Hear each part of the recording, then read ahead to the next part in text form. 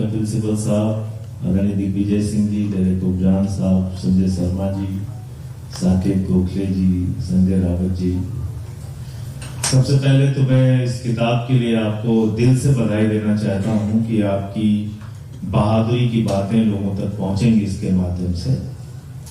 लेकिन इससे ज्यादा बड़ी बात यह है कि जेल आप गए, पहले व्यक्ति हैं जिसको 100 दिन में लोअर कोर्ट से जमानत मिली। आप पहले व्यक्ति हैं ईडी के मामले में जिसको 100 दिन में लोअर कोर्ट से ही जमानत मिली। हम लोगों को तो सुप्रीम कोर्ट तक जाना पड़ा। लेकिन उससे ज्यादा बड़ी बात यह है कि जो इनकी मंशा थी कि ये लोग ज्यादा बोलते हैं, इनको झुकाना है, इनको डराना है, वो काम आपने नहीं किया। निकल के और मजबूती के साथ आप बोलते रहे, इसके लिए विशेष रूप से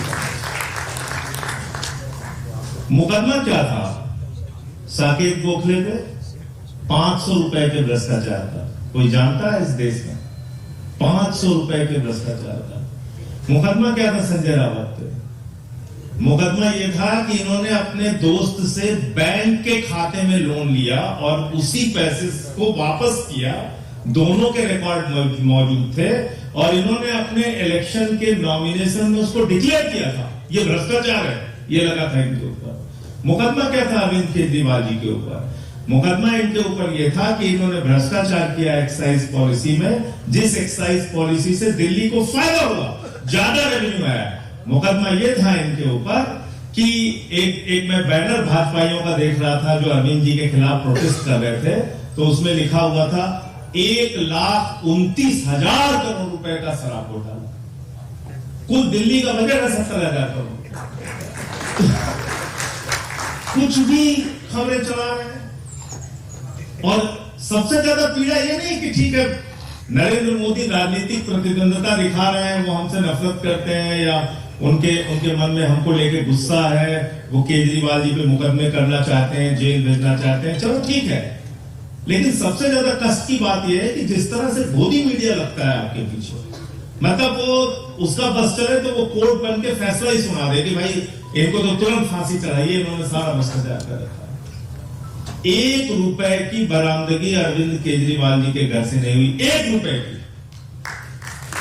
कोई जमीन के कागजात नहीं मिले, कोई पैसा नहीं मिला, कोई सोना गहना नहीं मिला, लेकिन अंदर जेल में डाल दिया। मेरे ऊपर, मेरे खिलाफ कोई कुछ नहीं मिला इनको। 1 रुपए की बरामदगी नहीं हुई, कुछ नहीं हुआ। जेल 6 महीने जेल, 6 महीने आपको जेल में रखे। मुझसे पूछताछ क्या करते थे? बस खाली एक छोटी सी बात बता के अपनी बात खत्म करूंगा। मुझसे ईडी के अधिकारी ने कहा कि राधिका सिंह कौन है? हमने कहा क्यों, क्या हुआ? कह लगे नहीं आप बताइए राधिका सिंह कौन है। हमने कहा आप बताइए, क्यों पूछ रहे हैं? कह लगे उन्होंने 1.5 लाख रुपए आपके खाते में दिया है।